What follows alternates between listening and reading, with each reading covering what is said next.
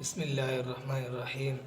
نحمد و نصلی علی رسول الکریم اما بعد فاعوذ باللہ من الشیطان الرجیم بسم اللہ الرحمن الرحیم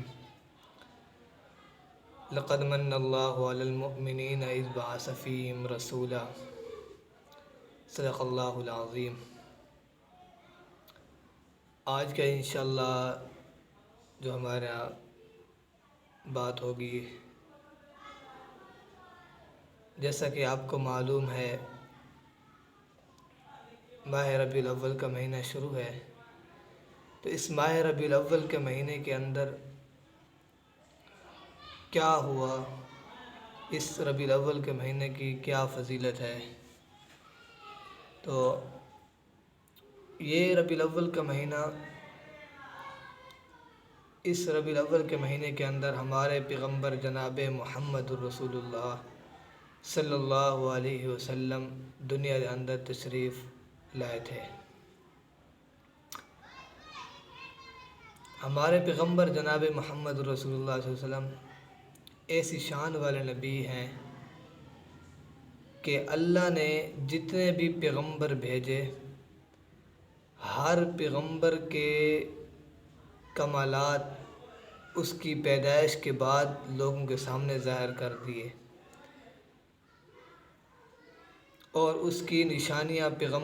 اس پیغمبر کی نشانیاں اللہ تعالیٰ نے پیغمبر کی پیدائش کے بعد اللہ تعالیٰ نے سامنے رکھی ہیں لوگوں کے سامنے۔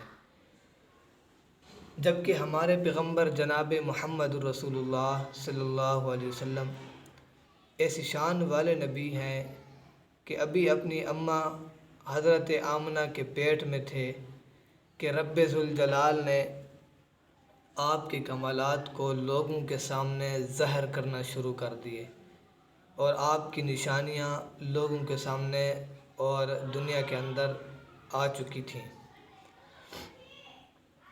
اللہ رب العزت نے 1,24,000 کم و بیش انبیاء علیہ السلام کو بھیجا۔ جو شان آپ علیہ السلام کو اللہ تعالیٰ نے عطا فرمائی، وہ شان